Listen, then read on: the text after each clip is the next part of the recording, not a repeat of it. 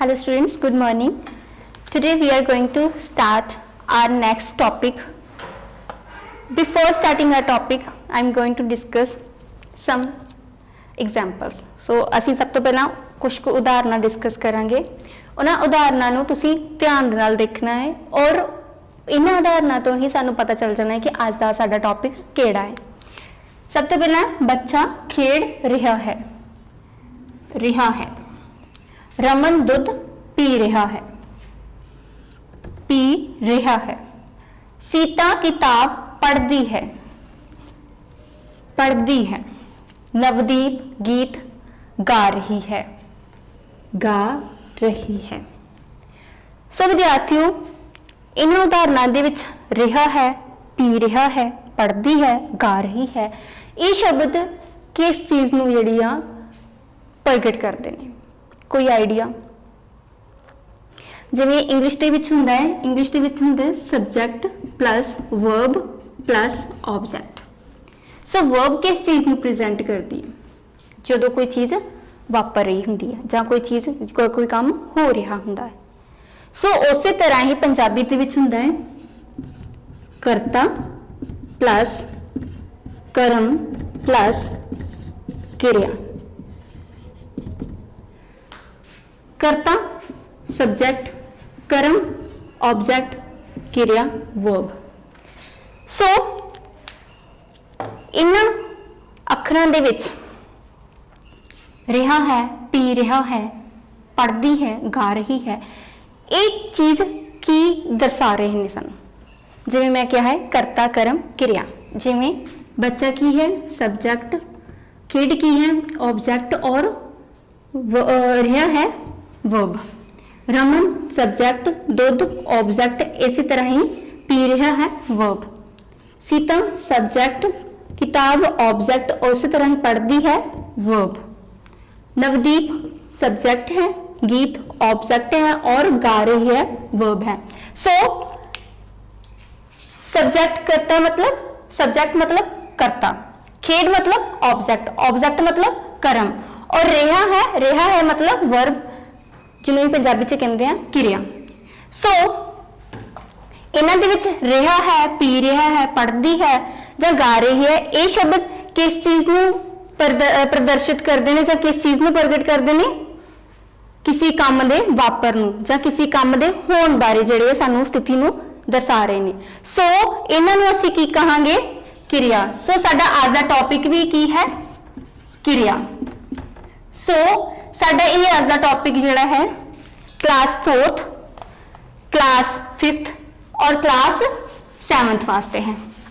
सो अज असी class 4th, 5th और class 7th वास्ते साडा किरिया टॉपिक जिहड़ा है उसनों डिस्कस करांगे।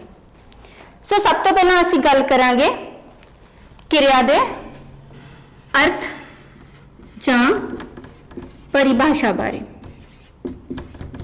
असल च किरिया का अर्थ या परिभाषा की होंदी है। सो उहदे लई असी चार्ट की सहायता लवांगे। सो किरिया का अर्थ की हुंदा है?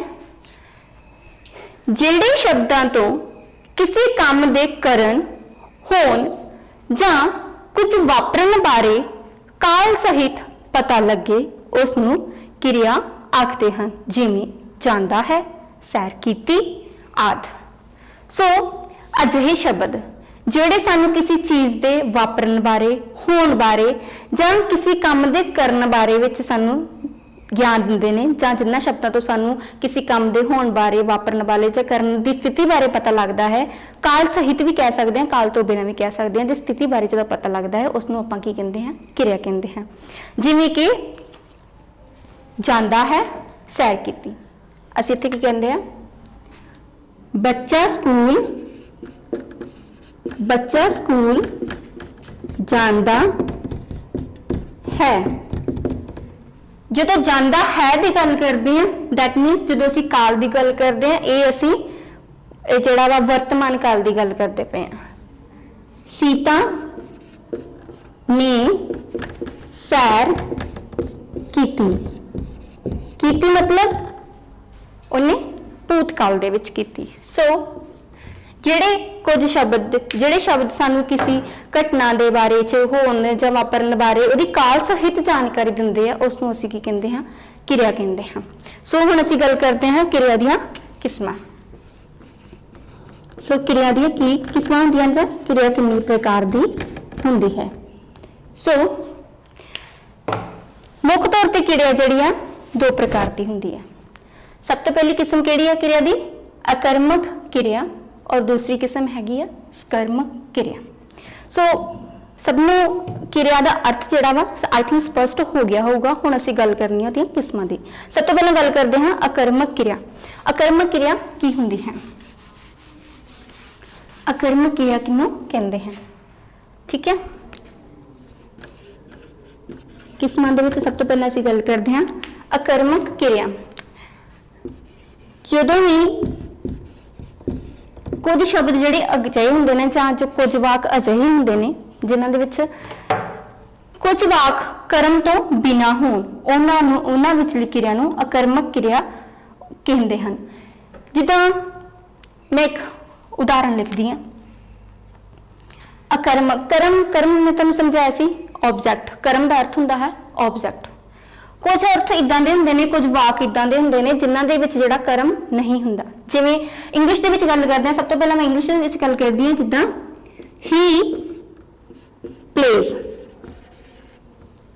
he means subject plays means verb plus verb the first form okay so verb the first form plus ਇਹਦੇ ਵਿੱਚ ਆਇਆ ਵਾ s ਨਾਲ okay so ਇਹਦੇ ਵਿੱਚ ਕਿਤੇ ਵੀ ਆਬਜੈਕਟ ਦੀ ਗੱਲ ਨਹੀਂ ਕੀਤੀ ਹੋਈ ਸੋ ਜਿਵੇਂ ਕੁਝ ਇੰਗਲਿਸ਼ ਦੇ ਵਿੱਚ ਕੁਝ ਵਾਕ ਅਜਿਹੇ ਹੁੰਦੇ ਨੇ ਜਿਨ੍ਹਾਂ ਦੇ ਵਿੱਚ ਸਿਰਫ ਸਬਜੈਕਟ ਔਰ ਵਰਬ ਹੁੰਦੀ ਆ ਜਿਨ੍ਹਾਂ ਦੇ ਵਿੱਚ ਆਬਜੈਕਟ ਦੀ ਗੱਲ ਨਹੀਂ ਹੁੰਦੀ ਉਸੇ ਤਰ੍ਹਾਂ ਹੀ ਪੰਜਾਬੀ ਦੇ ਵਿੱਚ ਵੀ ਕੁਝ ਵਾਕ ਅਜਿਹੇ ਹੁੰਦੇ ਨੇ ਜਿਨ੍ਹਾਂ ਦੇ ਵਿੱਚ ਸਿਰਫ ਕਰਮ ਕਰਤਾ ਔਰ ਕਿਰਿਆ ਦੀ ਗੱਲ ਕੀਤੀ ਹੋਈ ਹੁੰਦੀ ਆ ਜਿਨ੍ਹਾਂ ਨੂੰ ਜਿਵੇਂ ਇੰਗਲਿਸ਼ ਦੇ ਵਿੱਚ ਇਹ ਆ ਪੰਜਾਬੀ ਦੇ ਵਿੱਚ ਉਹ ਖੇਡਦਾ ਹੈ ਉਹ ਕੀ ਆ ਗਿਆ ਇੱਥੇ ਕਰਤਾ ਜਾਂ ਜਿਹਨੂੰ ਅਸੀਂ ਇੰਗਲਿਸ਼ ਵਿੱਚ ਸਬਜੈਕਟ ਕਹਿ ਦਿੰਦੇ ਆ ਖੇਡਦਾ ਹੈਗਾ ਇੱਥੇ ਕੀ ਆਇੰਦਾ ਵਾ ਕਿਰਿਆ ਇੱਥੇ ਕਿਤੇ ਵੀ ਕਰਮ ਨਹੀਂ ਦੱਸਿਆ ਕਰਮ ਦਾ ਅਰਥ ਹੁੰਦਾ ਜਿਸ ਤੋਂ ਸਾਨੂੰ ਸਪਸ਼ਟ ਪਤਾ ਚੱਲ ਜਾਂਦਾ ਹੈ ਕਿ ਉਹ ਖੇਡਦਾ ਹੈ ਕੀ ਖੇਡਦਾ ਹੈ ਫੁੱਟਬਾਲ ਖੇਡਦਾ ਹੈ ਕ੍ਰਿਕਟ ਖੇਡਦਾ ਹੈ ਜਾਂ ਰਗਬੀ ਖੇਡਦਾ ਹੈ ਕੀ ਖੇਡਦਾ ਹੈ ਸਾਨੂੰ ਇਸ ਚੀਜ਼ ਬਾਰੇ ਇੱਥੇ ਕੋਈ ਵੀ ਕਲੀਅਰੈਂਸ ਨਹੀਂ ਹੈਗੀ ਕਿ ਬੱਚਾ ਕੀ ਖੇਡਦਾ ਹੈ ਇੱਥੇ ਸਿਰਫ ਦੱਸਿਆ ਗਿਆ ਹੈ ਕਿ ਉਹ ਖੇਡਦਾ ਹੈ ਠੀਕ ਹੈ ਜਿਹਦੇ ਵਿੱਚ ਕਿਤੇ ਵੀ ਕਰਮ ਨੂੰ ਜਿਹੜਾ ਕਰਮ ਵਿੱਚ ਸ਼ਾਮਿਲ ਨਹੀਂ ਹੈਗਾ ਔਰ ਉਹ ਸ਼ਬਦ ਉਹ ਵਾਕ ਜਿਨ੍ਹਾਂ ਦੇ ਵਿੱਚ ਕਿਸੇ ਵੀ ਤਰ੍ਹਾਂ ਦਾ ਕਰਮ ਜਿਹੜਾ ਵਾ ਉਸ ਨੂੰ ਸ਼ਾਮਿਲ ਨਹੀਂ ਕੀਤਾ ਹੁੰਦਾ ਜਾਂ ਜਿਹੜੇ ਵਾਕ ਕਰਮ ਤੋਂ ਬਿਨਾਂ ਹੁੰਦੇ ਨੇ ਉਹਨਾਂ ਨੂੰ ਕਿਹੜੀ ਕਿਰਿਆ ਕਹਿੰਦੇ ਨੇ ਅਕਰਮਕ ਕਿਰਿਆ ਸੋ ਇੱਕ ਵਾਰ ਫਿਰ ਕਲੀਅਰ ਕਰਦਾ ਜਿਹੜੇ ਵਾਕਾਂ ਦੇ ਵਿੱਚ ਕਰਮ ਸ਼ਾਮਿਲ ਨਹੀਂ ਹੁੰਦਾ ਜਾਂ ਜਿਹੜੇ ਵਾਕ ਕਰਮ ਤੋਂ ਬਿਨਾਂ ਹੁੰਦੇ ਨੇ ਉਹਨਾਂ ਨੂੰ ਅਕਰਮਕ ਕਿਰਿਆ ਕਿਹਾ ਜਾਂਦਾ ਹੈ ਸੋ ਨੈਕਸਟ ਸਾਡਾ ਪੁਆਇੰਟ ਹੈਗਾ ਹੈ ਸਕਰਮਕ ਕਿਰਿਆ ਸੋ ਨੈਕਸਟ ਕਿਹੜੀ ਕਿਰਿਆ ਹੈ ਸਕਰਮਕ ਕਿਰਿਆ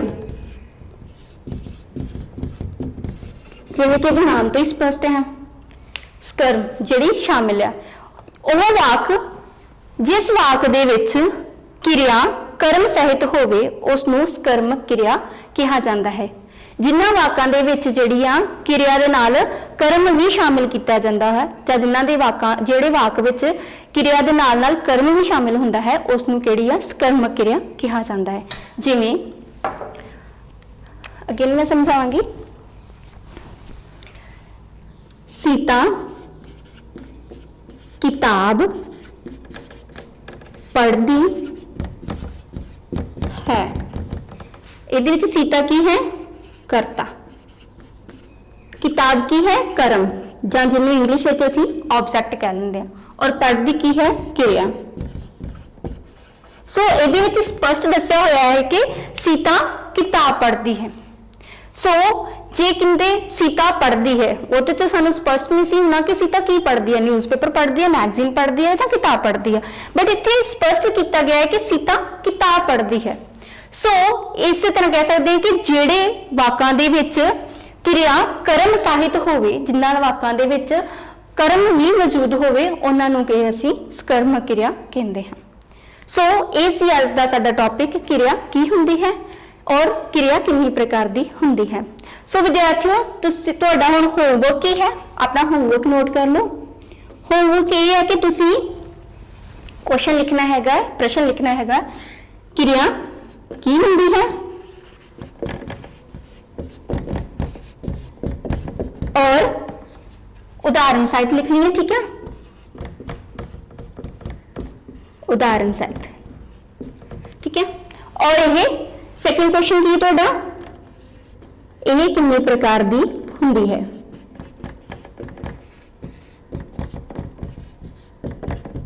ठीक है, सो ये रहे तुहाडे होमवर्क क्वेश्चंस जिहड़े तुसी खुद सॉल्व करने। Thank you.